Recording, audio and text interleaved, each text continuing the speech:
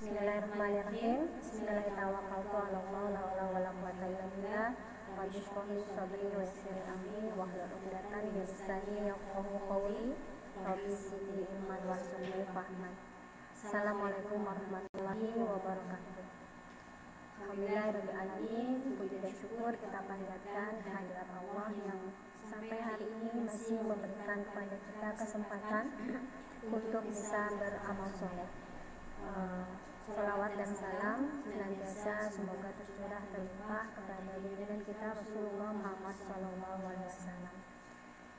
Kami dari Lembaga Psikologi Terapan Grahita Indonesia mengucapkan terima kasih kepada pihak sekolah yang telah memberikan kesempatan kepada kami untuk bisa sharing di sini, dan terima kasih juga kepada ibu dan bapak yang bersedia menyimak apa yang akan kami sampaikan. Sebelumnya saya perkenalkan dulu, nama saya Pupu Marfuah sebagai perwakilan dari Lembaga Psikologi Terapan Grahita Indonesia. Khususnya saya pribadi saat ini menjadi salah satu staf di Grahita Indonesia Cimahi.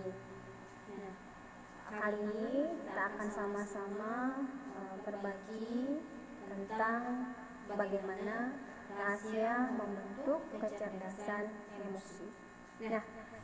Seperti kita ketahui bersama bahwa emosi itu adalah menjadi salah satu bagian atau aspek yang cukup besar memberikan pengaruh terhadap keberhasilan seseorang. Dan untuk anak-anak sendiri, untuk anak usia TK yang memang di masa ini adalah sebetulnya yang berkembang itu adalah berpusat di pusat perasaan, itu kan kaitannya juga dengan emosi, sehingga anak di usia TK atau usia ini mereka bagaimana bisa tumbuh berkembang menjadi anak-anak yang bahagia. Sehingga ini yang akan menunjang terhadap proses tumbuh kembang anak selanjutnya. Berkaitan dengan pembentukan emosi ini, ternyata ibu dan bapak, masa-masa usia dini itu adalah masa yang sangat penting karena ini pengaruhnya luar biasa. Jadi di usia 7 tahun pertama ini adalah anak berada pada fase yang disebut dengan periode sensitif, ya, di mana sistem kerja otaknya itu bersifat seperti spons yang dia akan menyerap secara menyeluruh apapun yang dia alami, apapun yang dia lihat, apapun yang dia dengar, apa yang dia rasakan itu akan dia serap seluruhnya, ya, tanpa terkecuali, tanpa ada sebuah usaha. Sehingga di masa ini sangat penting bagi orang tua untuk nanti bisa memberikan pola pendidikan, pola pengasuhan yang bisa memberikan terserap yang baik buat anak. Kenapa? Karena di masa 7 tahun pertama ini itu nanti pengaruhnya bukan hanya pada nanti saat anak usia SD, tetapi juga bisa berpengaruh terhadap perkembangan anak nanti ketika mereka memasuki usia remaja dan dewasa. Sehingga ya alangkah lebih baik kalau dari saat ini kita bisa memberikan pola asuh yang tepat sehingga putra-putri kita terbentuk atau memiliki emosi yang baik atau kecerdasan emosi. Sebelum artinya bahwa kuncinya sebetulnya adalah pola asuh, ya. Jadi kembali lagi terhadap tugas kita, kewajiban kita sebagai orang tua yang utama adalah mendidik dan mengasuh anak. Pola asuh seperti apa sebetulnya yang bisa membantu anak untuk tadi memiliki emosi yang cerdas atau kecerdasan emosi.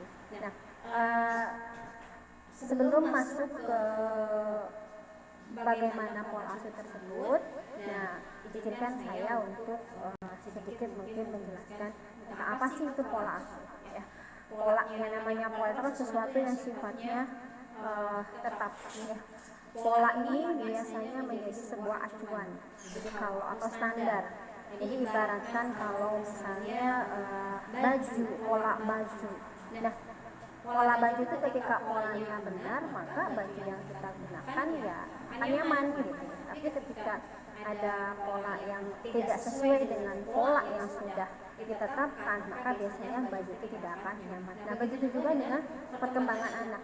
Apabila pola ini tidak sesuai dengan yang dibutuhkan oleh anak, maka nanti anak akan tumbuh berkembang yang tidak anak merasa tidak nyaman, sehingga akan muncullah berbagai masalah atau tadi ya tantangan-tantangan buat kita sebagai orang tua. Nah, masalah apa sih yang sering muncul dalam proses pendidikan dan pengasuhan anak? Nah, sebetulnya banyak mungkin ya spesifik masalahnya. Yang paling tapi kita kelompokkan menjadi 4 permasalahan yang utama dari anak. Dimana yaitu apa? Yang pertama, anak itu ketika dia merasakan ketidaknyamanan ya dari adanya ketidaksesuaian pola yang dia butuhkan, maka kan tadi dia merasa tidak nyaman, maka anak sebetulnya akan menyampaikan pesan nanti kepada kita sebagai orang tua. Nah, bentuk pesan yang sampai itu dalam bentuk biasanya tingkah laku seharinya setiap hari kita lihat atau kita rasakan. Nah, tingkah laku ini ada yang memang ditunjukkan dengan anak itu susah, ya. Susah mengerjakan apa yang kita perintahkan, apa yang kita ajak. Misalnya susah diajak mandi, sudah susah diajak belajar. Nah, itu contoh menunjuk atau susah diajak bersosialisasi. Nah, itu juga sama ya. Jadi pesannya itu disampaikan dalam bentuk kata susah.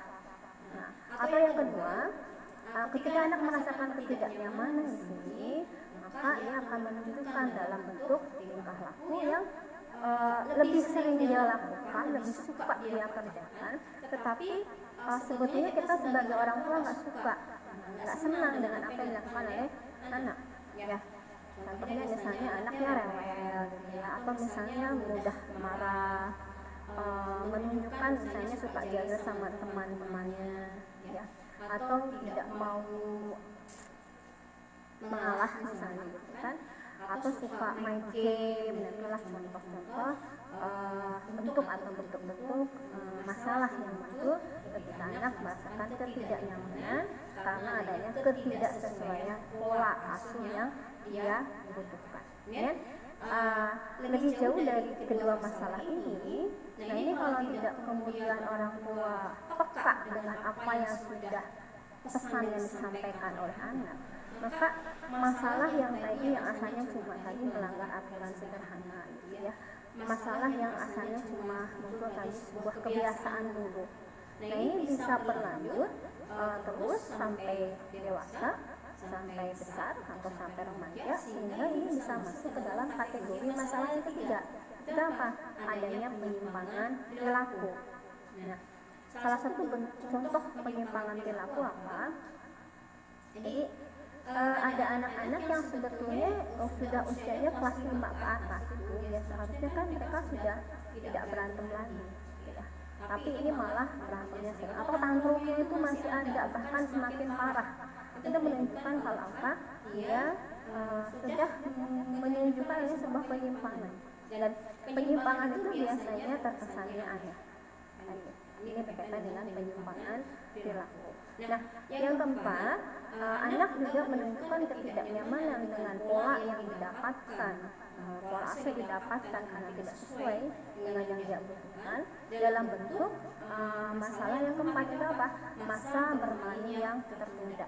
Jadi masa bermain tertunda itu biasanya muncul ketika anak usia sekitar kelas 3 atau 4 SD, di mana anak-anak kita sudah punya tanggung jawab belajar, tapi yang ada mereka malah semakin malas untuk belajar.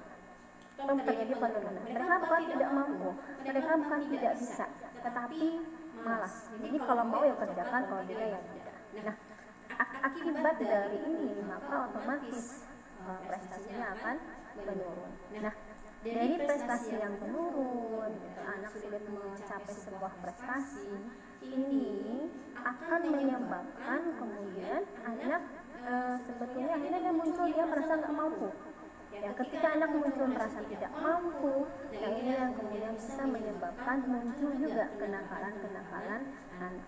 Ya, jadi itulah yang disebut dengan masalah yang muncul ketika pola asuh atau ada ketidaksesuaian dalam pola yang kita berikan untuk anak. Nah, tapi ada juga mungkin di antara anak-anak itu tidak menunjukkan yang masalahnya yang pada orang tua, ya. Jadi ada anak-anak yang sebenarnya mereka masih patuh gitu ya, ikutin apa yang disampaikan orang tuanya, tidak pernah membantah gitu kan ya, manut gitu. Tapi ternyata ada yang tiba-tiba ketika usia SMP, dia menunjukkan ya sebuah sikap-sikap yang kok beda gitu. Dulu waktu SD seperti ini, sekarang kok SMP-nya jadi begini. Nah, artinya apa Ibu? Ketika anak mengalami ketidaksesuaian pola pendidikan, pola pengasuhan yang dia butuhkan, itu tidak selalu dinampakkan dalam bentuk keempat masalah tadi. Ya. Artinya ada kesimpan di dalam diri anak. Nah, ini bisa muncul suatu saat, bisa ketika remaja atau masa dia nanti di usia dewasa. Ini yang mungkin harus jadi perhatian orang tua. Nah, tidak sedikit mungkin kita menemukan orang-orang yang memiliki masalah, contoh masalah kriminal, ketika ditelusuri masa kecilnya termasuk anak-anak yang mungkin menunjukkan sikap-sikap yang baik terhadap orang tua atau lingkungan. Nah, tapi ternyata di balik itu semua mereka menyimpan masalah yang ketika masalah ini sudah tidak bisa lagi ditahan oleh mereka, maka muncullah menjadi tindakan-tindakan yang berlebihan. Ini berkaitan dengan permasalahan. Nah, bagaimana orang tua mensikapi masalah-masalah yang muncul tadi? Ya, jadi ketika anak susah diatur, ketika anak mengalami kebiasaan buruk, penyimpangan perilaku atau masa bermain yang tertunda, nah kebanyakan dari kita biasanya hanya mensikapi dari yang munculnya saja.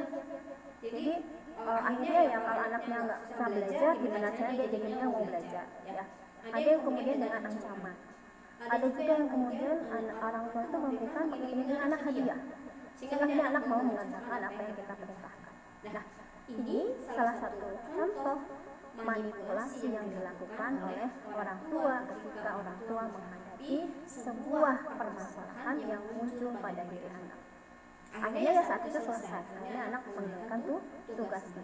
Tapi di garis manipulasi ini sebetulnya dia ada efek ke belakangnya ya. Nah, berikutnya apa?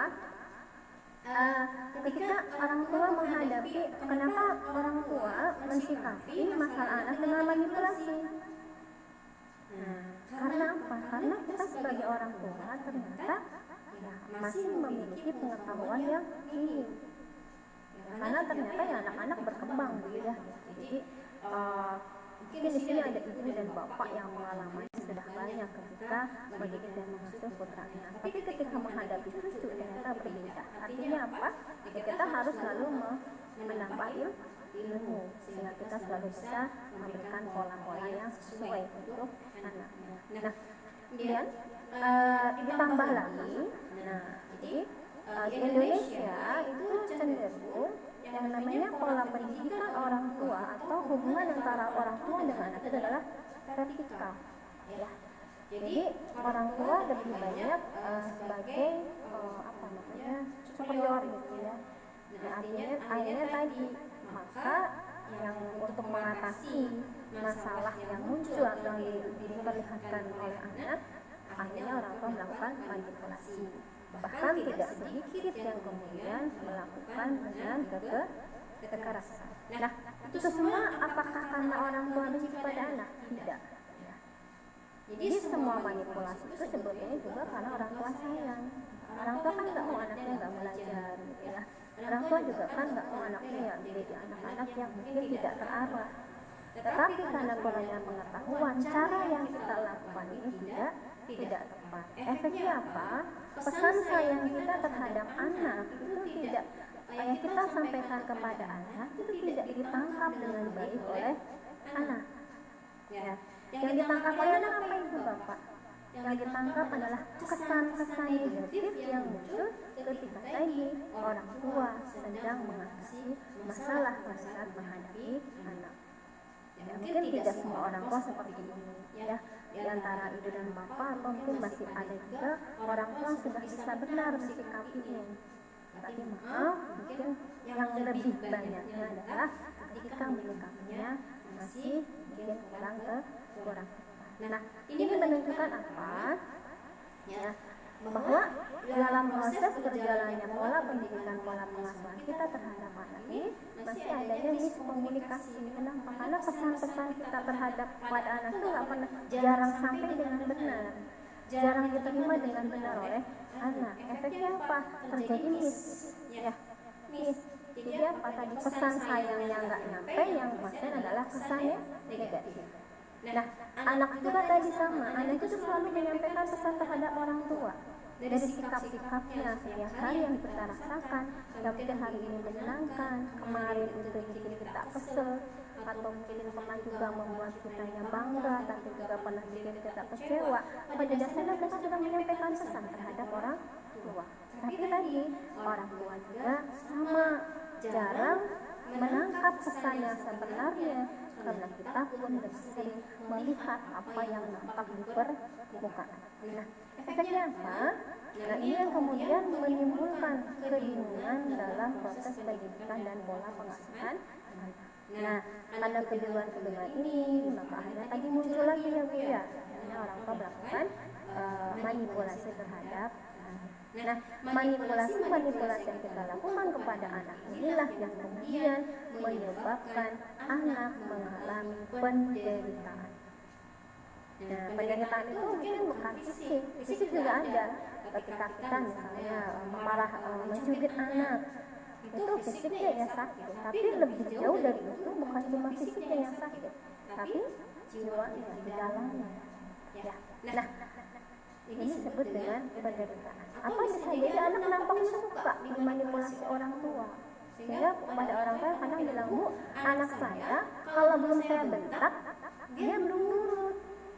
Jadi seolah-olah dia sukanya dibentak, padahal sebetulnya dia nggak suka. Nah, ini contoh ya. Jadi ini berkaitan dengan tadi adanya penderitaan dalam diri anak. Nah, karena posisi anak itu berada di bawah kita sebagai orang tua, ini yang kemudian menyebabkan anak ketika menghadapi masalah yang disampaikan oleh orang tua, mengalami merasa tertekan, ketidaknyamanan dari pola asuh kita, maka mereka seringnya bukan menghadapi tetapi menghindari masalah yang ada. Nah, menghindar ini yang disebut dengan kompensasi. Nah, menghindari dalam bentuk apa? Ada yang menghindarnya dalam bentuk tingkah laku negatif yang tadi saya sebutkan, 4 masalah pokok anak. Tapi ada juga anak-anak yang menghindarnya dalam bentuk kegiatan yang positif. Banyak. Ada yang kemudian mereka aktif di sekolahnya, di ekstrakurikulernya, mereka tumbuh menjadi anak yang berprestasi. Tetapi Bapak dan Ibu, yang namanya pelarian itu pasti kan belum selesai masalahnya. Dan inilah yang kemudian bisa nampak nanti ketika masa remaja atau masa dewasa. Karena saya menemukan, mendapatkan sebuah kasus, ada orang tua, tapi dia ngalamin, saya itu kok ini banget ya, dia sendiri merasa gak nyaman dengan sikapnya dia. Kenapa? Karena beliau itu termasuk orang yang perfect. Jadi, dan dia pun ingin anaknya seperti itu. Ya. Sehingga ketika misalnya anaknya berselisih, beliau itu jarang nanya dulu siapa yang duduk perkaranya bagaimana. Tapi beliau langsung memvonis, udah, kamu jangan bikin masalah. Atau ketika beliau membangunkan putranya dari tidur, misalnya subuh-subuh, anaknya agak susah. Akhirnya orang ibunya itu, beliau itu bilang, dulu mama itu jam segini tuh udah gini. Nah, tapi ketika beliau melihat putranya sedang tertidur, kadang beliau pun merasakan, kok aku begini banget ya sama anak aku. Sampai akhirnya dia berpikir, kayaknya aku harus psikolog, kayaknya aku harus terapi. Nah, Dan ternyata ketika sudah ngobrol, nah beliau itu ketika masa kecilnya memang kan adanya sebuah penderitaan kecil, ya. Ibu bapaknya bercerai ketika beliau masih SD, kemudian tinggal bersama nenek dan ibunya harus bekerja. Artinya apa? Beliau kekurangan kasih sayang ayah dan ibu. Ya, ketika tinggal bersama nenek, nah anak dia merasa, nah ini positif keluarga yang beda. Kenapa dia dari belajar? Beliau berpikir saya harus bisa menitipkan diri. Kemudian di usia SMP, ibunya menikah lagi. Tapi, nah ibunya nggak ajak dia, gitu kan. Ibunya pergi sama ayah barunya, beliau tidak diajak, tetap tinggal di rumah. Nah, di masa itu beliau tetap berprestasi sampai SMA sampai kuliah. Dan ternyata efek dari pelarian atau kompensasi yang dilakukan oleh ibu tersebut ketika masih kecil, masih remaja, itu muncul ketika beliau sudah memiliki anak. Jadi tadi pelarian itu bisa positif, bisa negatif. Tapi yang harus dicatat, ada efek yang ke dalam ini yang akan mempengaruhi nanti kerja bawah sadarnya, yang kemudian tanpa disadari secara spontan ini mempengaruhi terhadap tindakannya atau cara beliau bekerja, cara beliau berpikir, cara nanti putra putri kita mensikapi sebuah persoalan. Atau juga banyak, itu contoh bentuk baik. Tapi ada juga anak yang memang pelariannya juga ke yang negatif, ya. Nah, tadi mulai dari pelanggaran aturan, kebiasaan buruk, sampai penyimpangan perilaku. Nah, artinya apa? Ibu dan bapak sebetulnya bagaimana kita bisa menyelesaikan setiap permasalahan anak itu di usianya, di fasenya, di saat sekarang. Jangan sampai masalah ini kemudian terbawa sampai mereka remaja, sampai mereka dewasa. Ya, bagaimana kita menyelesaikannya? Berarti kita harus tahu dong apa yang menjadi permasalahan anak sebetulnya, ya. Atau apa yang sebetulnya saat ini dialami oleh anak. Berarti kita juga harus tahu ada pesan-pesan apa yang disampaikan oleh putra putri kita saat ini kepada kita di balik setiap tingkah laku yang mereka tunjukkan, ya.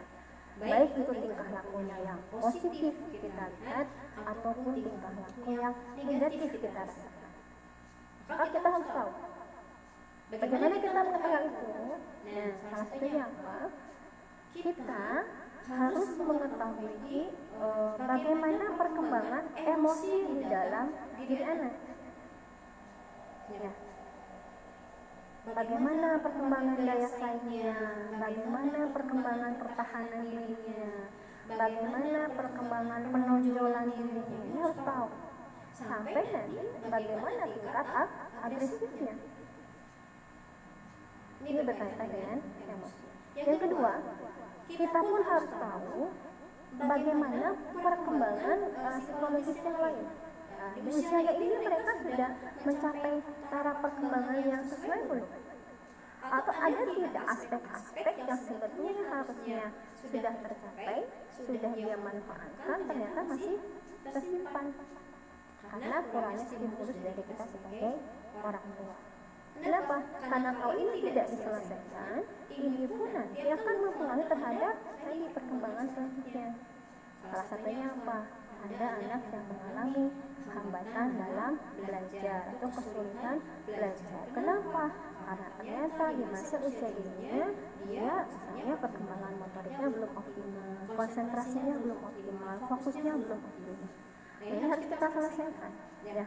Yang ketiga, orang tua akan memudah atau bisa memberikan pola asuh yang tepat apabila kita bisa bersikap atau mengajak anak belajar, mengajak anak bekerja sesuai dengan polanya, pola berpikirnya, ya.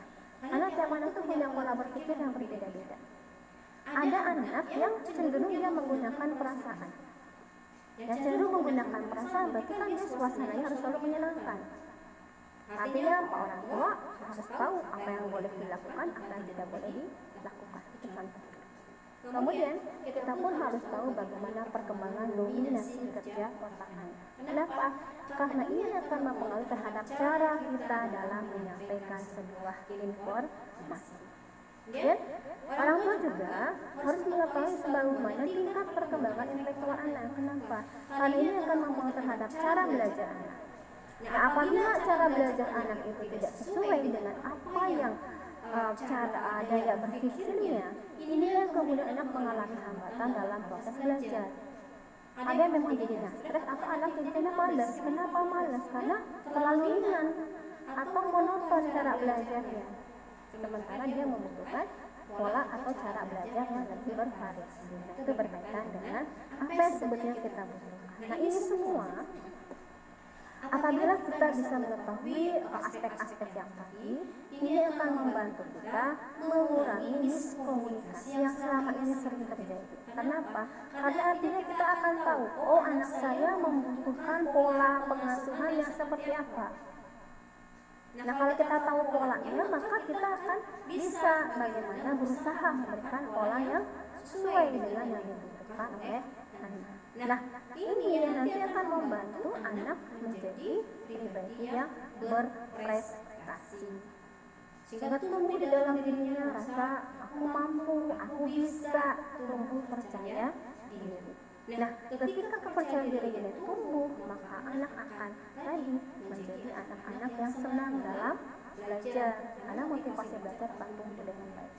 Kemudian apalagi? Mereka akan berprestasi. Tapi kalau tadi kita tidak bisa memberikan apa yang dibutuhkan anak, maka yang terjadi apa? Anak akan merasa aku gak mampu. Ketika anak sudah merasa tidak mampu, ini yang kemudian membuat anak menjadi prestasinya turun. Karena prestasinya turun, ini yang akan menimbulkan munculnya kenakalan pada diri anak atau remaja. Kenapa jadi nakal? Karena dengan nakal dia akan mendapat pemakluman, oh pantas saja dia tidak naik kelas karena dia nakal.